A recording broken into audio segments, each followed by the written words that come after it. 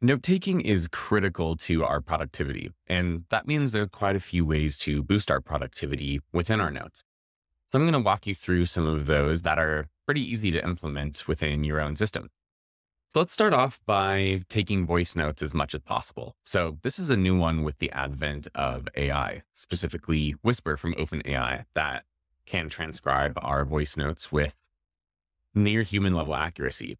It's super fast, super frictionless, and you can actually capture more information because the information you're capturing is how you actually speak, not just how you're typing. And the wonderful thing is that you can edit it using AI. And I'll go through that in the next example in a little more detail. But to show you how this can work, I'm going to start taking a voice note here on the different ways that I think you can boost productivity through note taking. So you can start taking voice notes as much as possible. You can use AI to organize your notes. You can do a daily mind dump and prioritize it. You can accomplish as many tasks within your notes as possible. You can set up templates to call on. You can break down your goals. You can write down the next day's priorities beforehand. You can have dedicated pages for meeting notes. You can develop capture systems. And finally, you can review your notes periodically. So I stopped that recording there, and it will take just a little bit to transcribe, but transcribing voice notes is a super, super easy way to take daily reflections at the end of the day or maybe before the day. You can capture ideas on the go. It's great for like driving in a car, so you don't have to type. Taking meeting notes and using it as, an executive assistant. All of these things are great. So to show an example of that, I'll call that one done since I've transcribed here on the bottom. And now let's move on to AI organizing our notes. So if I select this text here and pull up our AI assistant, then I can have it list the key takeaways.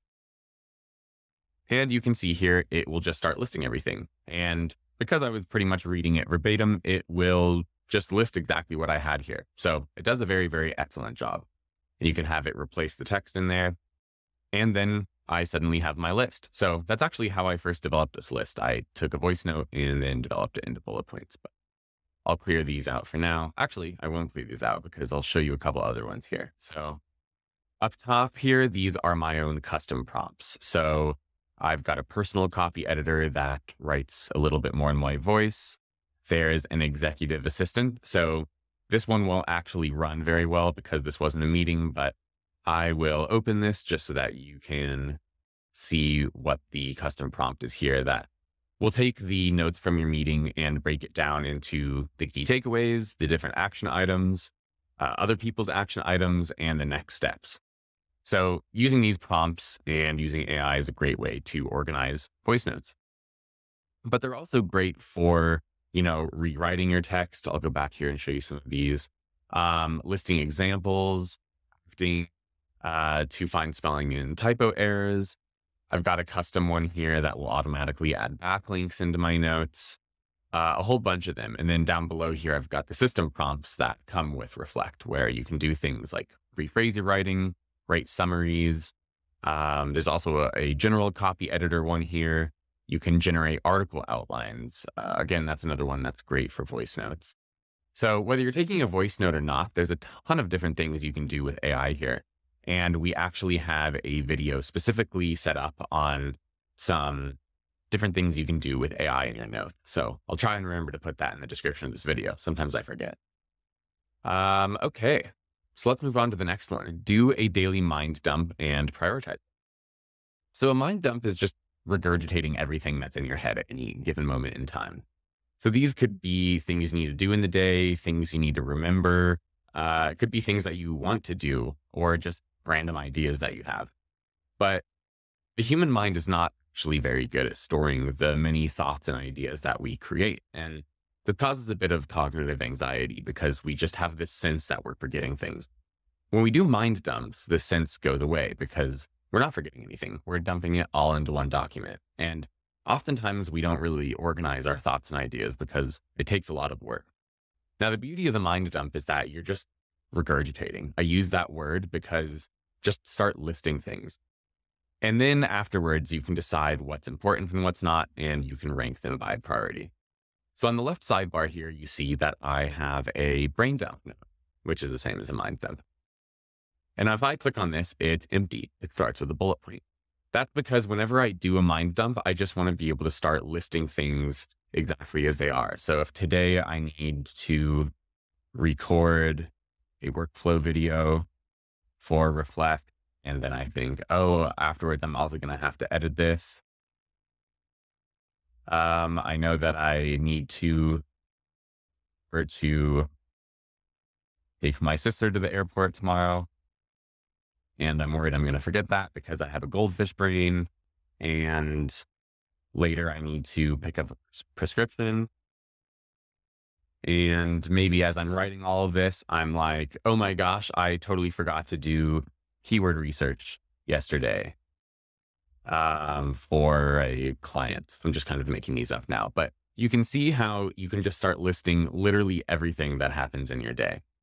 And then you can kind of go through and prioritize them. So let's say, yeah, I'm recording the workflow video today, but I'm not going to edit it for a little while. So that one's not actually that urgent. I'm going to put it there. The keyword research is something I forgot to do yesterday. So I'm going to bump that to the top. And need to take my sister to the airport tomorrow. That is not urgent today, but I do need to address that today. And the prescription is pretty important. So I'm going to leave that in a second. And, you know, if I had something in here that was maybe read an article on Airbnb trends, I don't know. Maybe I decide that one I don't need to do. And so I'm just going to nix that one entirely. But what I'm going to do is I'm going to take this list, prioritize it. And then this is my personal preference. I just like to cut it out of there, go back into my daily notes list. And if I need to have a to-do list here, then I can just paste it in there and change those to to-dos as well. And there's my to-do list for the day. And it's already prioritized, and I don't have to feel like I'm forgetting anything because I did my whole brain dump. Now, normally the brain dumps will take a lot longer.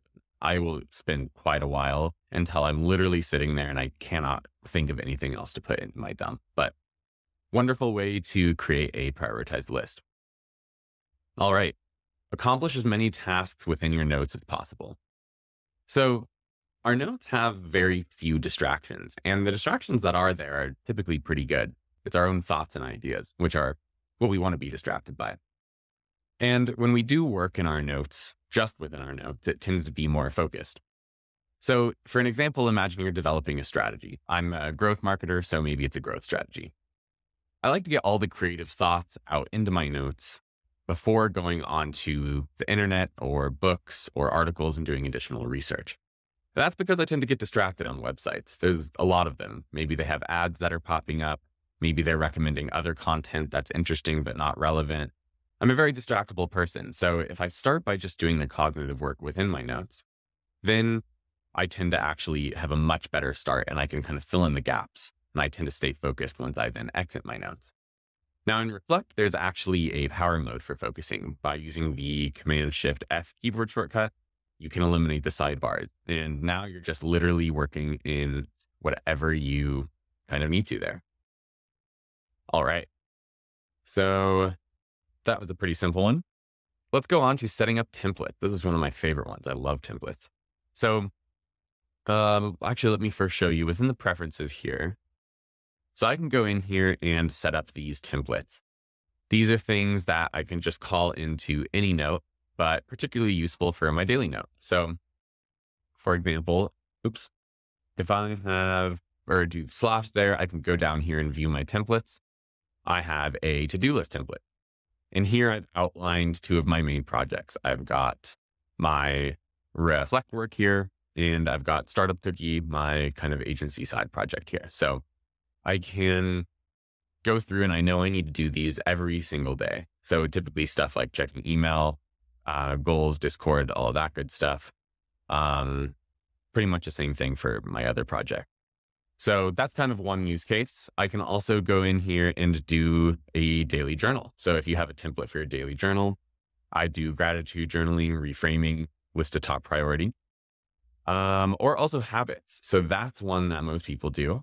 if I do daily habits here, um, I can then kind of list as many as I want and check them off as I go each day. And this last one is something that I will kind of review at the end here. All right. So we'll call that one good. All right. Breaking down goals. So this is another pinned note one. And a great way to do your goals is to go top down if you're thinking of them from kind of a planning perspective. So set your annual goals, break those down into quarterly, monthly, weekly, daily, and you can actually even go hourly. You can skip any of these you want. So for example, I like to go from yearly to monthly, but a lot of, more kind of corporate structures will do quarterly. And then I've met some people that do hourly within their calendar. So they will actually block off each hour of their day with a to-do list item. I don't really like doing that, but to each their own. So if I go into my 2023 goal sheet, here at the top, I've made some hypothetical goals. Now, these are more general. They tend to not be numerical. But I divide my life into categories and then created a main goal for each. So for work, I want to get reflect to profitability. For personal, maybe I want to spend more time outside. For health, I want to get in the best shape I've ever been in. And for finance, I want to save for my dream home. Very generic. So then if I go down into June here, you can see that I have split this into a bit more defined things for that month. So for work, 10% month over month growth for Reflect. That all of a sudden has a number to it. I want to go camping at least one night a week. For health, I want to get back to my bench, squat, and deadlift personal records. And for finance, maybe I want to cut spending by 30% a month. So these all have numbers all of a sudden. So now I can go into each week and it makes it easy to create a top priority for the week. So for work, if I want to achieve more growth, maybe I'm building a content growth channel. So I want to be publishing a new piece of content each day. Maybe I want to work outside for an hour each day. And that's how I know I can get my outside time in. And for health, maybe I want to go into the gym for 90 minutes, 5 days of the week. And for finance, don't eat out at all this week because that tends to be pretty expensive. And then as the next week goes, I can put in the next goals here and just create new categories for months and weeks. And it's a great way to make sure that you're always staying focused on what's important. And then for the daily goals, I can just kind of look at the sheet. I can look at what's most important during the week, month, and year. And then when I go back into my daily note and do my to-do list here, I have a pretty good idea of what items I need to put in there. By the way, it's also nice to pin these notes so that they're really handy and you, one, can access them easily, but also you don't forget about them.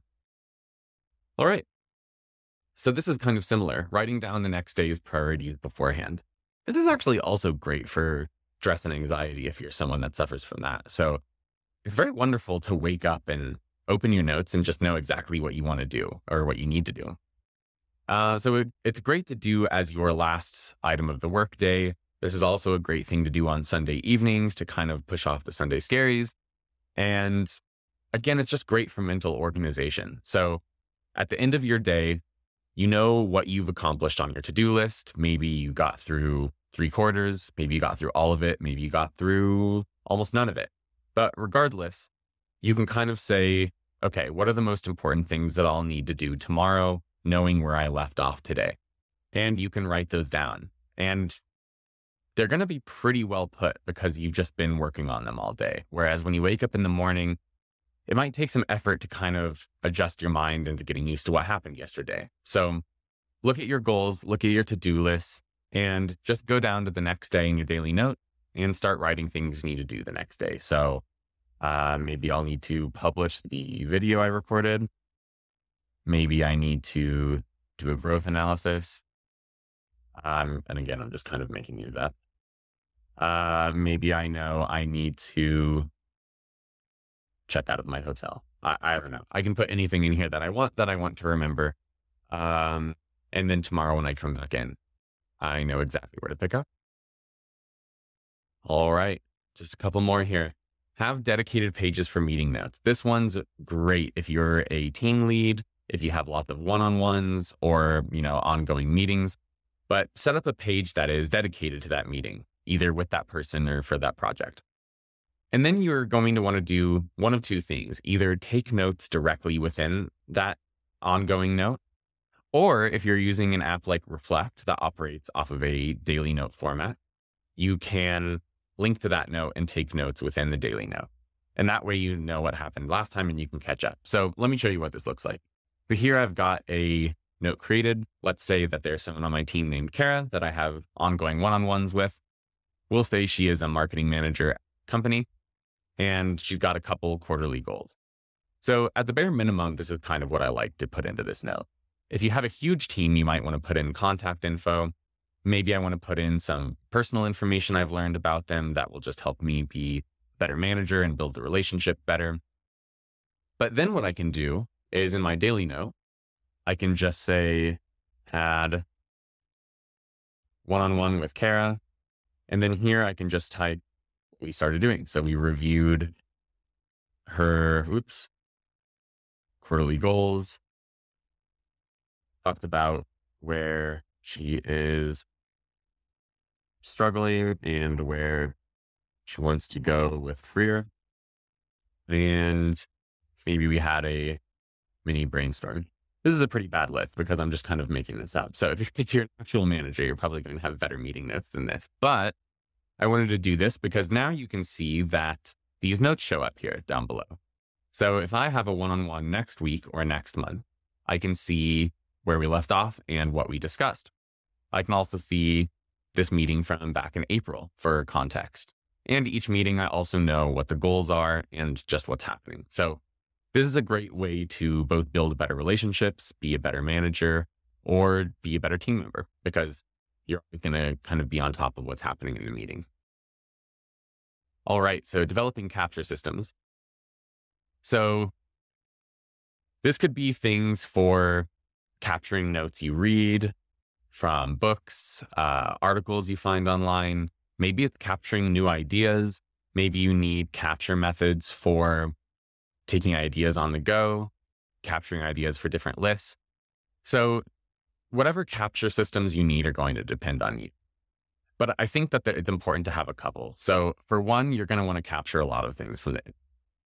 So if I go over to this blog post by Reflect, it's one of our recent tool sheds. Reflect has a browser extension that lets you easily save things. So if I'm going through here and I see Raycast, I'm like, that sounds really cool. I want to save that. I can click on our extension and it will save it to me very nice and clean. I can just add it to Reflect and it makes it a super, super easy way for me to save things from the internet. Now, that same browser extension will also let you save the books and reading highlights from those books. So at the bare minimum, I think it's very important to be able to save things from what you read.